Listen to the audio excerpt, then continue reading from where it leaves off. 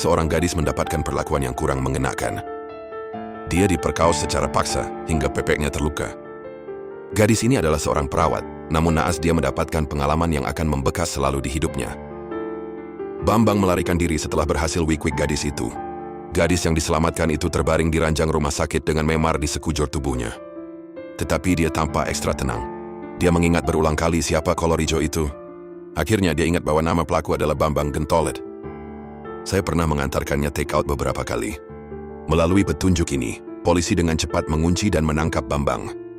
Setelah memeriksa perkara tentang kejahatan pria itu, polisi langsung menjebloskan Bambang ke penjara. Tapi nyawa gadis itu tidak membaik karenanya. Trauma psikologis dan fisik membuatnya tidak bahagia. Dia bahkan tidak bisa melakukan pekerjaan perawat lagi. Yang paling mendasar, dia percaya bahwa cara mengatasi rasa takut adalah menghadapinya secara langsung. Jadi dia mengambil cuti setahun untuk melakukan sesuatu yang tidak seorang wanita pun berani melakukannya. Dan keesokan harinya dia datang ke penjara dengan mengenakan pakaian seksi untuk mengunjungi orang-orang bodohnya yang menyinggung secara langsung. Si tua bodoh itu terus meminta maaf dalam hatinya, gadis itu menatapnya. Bambang berpikir bahwa gadis itu meminta bertemu untuk menyelesaikan kasus dengannya. Sebenarnya itu tidak seperti yang dipikirkan Bambang. Awalnya saudari pengecut itu ingin menyapa dengan santai. Tetapi ketika dia melihat bajingan ini, dia tiba-tiba berubah pikiran. Suster pengecut bertanya kepadanya apakah makanan penjara itu enak. Apakah dingin untuk tidur di malam hari? Ini adalah pertanyaan bodoh besar untuk didengar Bambang. Berbicara tentang ini, lelaki tua yang masih sedikit bersalah itu langsung percaya diri olehnya. Sedikit yang dia tahu bahwa saat ini seperti seekor anjing, dia perlahan-lahan dijinakan oleh saudari pengecut itu. Pada hari-hari berikutnya, saudari pengecut itu terus mengunjungi Bambang, dan dia berpakaian semakin cantik setiap kali bertemu. Suasana halus di antara keduanya membuat Bambang berpikir dia telah dimaafkan. Dan mungkin dia merasa bersalah sebelumnya. Tapi sekarang Bambang selalu menantikan setiap pertemuan dengan suster pengecut. Hari ini saudari pengecut itu melihat Bambang menangis bahwa dia dipukuli dan tidak melawan. Agar dibebaskan dengan pembebasan bersyarat lebih awal, dia berpikir agar bisa terus bergaul dengan suster pengecut. Melihat bekas luka kolor hijau itu, suster Ngehe tampak khawatir. Tapi ada rasa senang di matanya. Setelah keluar dari penjara, kakak pengecut pergi ke rumah ayah tua. Ayah tua punya anjing besar. Awalnya tidak suka, karena terlihat agresif dan sedang sange. Lambat laun, karena ia terus memberi makan anjing, sekarang menjadi harmonis. Bahkan ayah tua yang membesarkannya untuk waktu yang lama pun cemburu.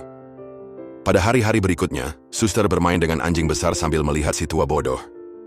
Tapi hari ini, suster itu menerima telepon dari ayah tua yang mengatakan bahwa anjing besar itu sudah mati.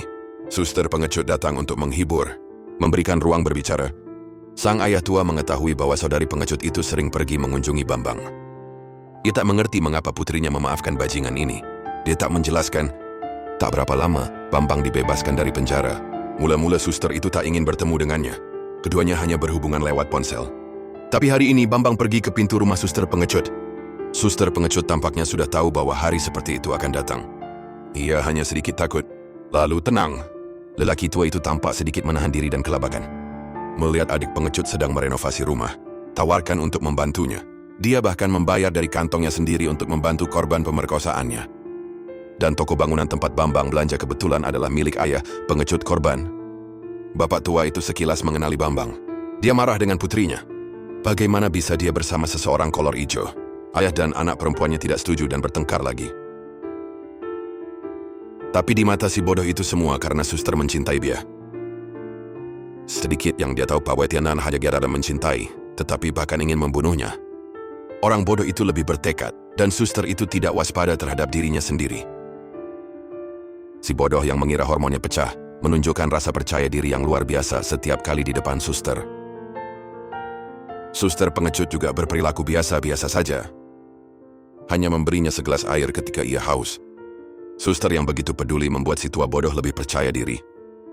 Tidak pun setelah melakukan pekerjaan ini dia merasa sesak napas. Awalnya, ia hanya merasa menderita sengatan panas dan ingin masuk ke dalam untuk beristirahat. Suster hanya bisa pura-pura membukakan pintu untuknya dengan enggan. Akibatnya, begitu dia memasuki pintu, dia pingsan ke tanah. Ketika dia bangun, dia mendapati dirinya terbaring di tempat tidur bawah tanah. Suster menjelaskan dengan serius bahwa aku merawatmu ketika kamu pingsan. Orang tua itu tercengang ketika mendengarnya, hatiku sangat senang. Saat berikutnya dia menemukan tangannya terikat. Serigala tua itu langsung menyadari bahwa ada sesuatu yang salah. Dia membawa air dan alat-alat bedah. Serigala tua tampak tenang karena berpikir dia jatuh cinta padanya. Tapi saudari pengecut memiliki niat lain. Dia mengatakan kepada serigala tua itu bahwa dia belajar kedokteran karena dia menyukai perasaan memotong kulit manusia. Tak hanya itu, dia juga mengatakan setelah di Ewe Bambang, ia selalu berpikir untuk balas dendam. Suster pertama-tama menggunakan anjing besar ayahnya untuk melakukan percobaan. Ia memberi makan daging untuk mengambil hatinya. Biarkan dia sepenuhnya mempercayainya dan langsung tewas. Dan suster mencampurkan anti beku ke dalam air yang ia serahkan pada Bambang. Dia langsung kebingungan. Menyesal telah memprovokasi suster itu. Ternyata suster itu selalu dendam. Setelah dia mengatakan itu, dia melakukan operasi pada Bambang. Lelaki tua itu bangun. Awalnya ia tak merasakan sakit, hanya tak bertenaga. Lantas kemudian bel pintu berbunyi. Orang tua itu segera berteriak minta tolong. Suster langsung menyumpal mulutnya. Untung saja orang yang datang hanyalah seorang kurir. Suster mengunci pintu. Berjalan ke ruang bawah tanah dengan palu. Dia meletakkan tangannya yang nakal di bawah selimut orang itu. Alhasil detik berikutnya saudari pengecut itu mencabut tangannya. Orang tua itu tercengang melihat tangan kanannya menggenggam tangan kirinya. Dia kemudian menyadari bahwa tangan kirinya telah dipotong. Melihat orang tua bodoh yang begitu bingung, suster itu terkejut mendapati bahwa lengannya tidak bergetar lagi. Tampaknya harus memainkan kegembiraan untuk pulih lebih cepat. Jadi dia langsung membuka untuk melihat belalai gajah dan memutus alat kejahatannya untuk selamanya. Pada akhirnya dia menyelesaikan balas dendamnya. Ia meyakinkan ayahnya agar tak khawatir. Dia sudah melakukan semuanya sendiri. Dan video berakhir di sini. Kalian bisa lihat itu, si suster dia pasti gadis licik. Ia hanya punya satu pendapat tentang orang yang menyakitinya, yaitu memusnahkannya. Alasan mengapa ia memilih si anjing besar untuk percobaan juga, karena si anjing besar sering menggigitnya. Untuk bajingan ini, nasibnya pasti akan lebih buruk. Nonton seluruh film? Mungkin Bambang memiliki beberapa penyesalan dan menyalahkan diri sendiri ketika dia pertama kali memasuki penjara. Ditambah dengan perlakuan di penjara, dia sangat kesakitan. Ketika dia merasa bahwa suster sering mengunjunginya, dia mulai merasa bahwa dia tidak melakukan kesalahan. Dia bahkan merasa bahwa dia super menarik. Saya harus mengatakan bahwa Bambang layak mati. Jika Anda tertarik bisa pergi menonton film aslinya. Selamat tinggal semuanya.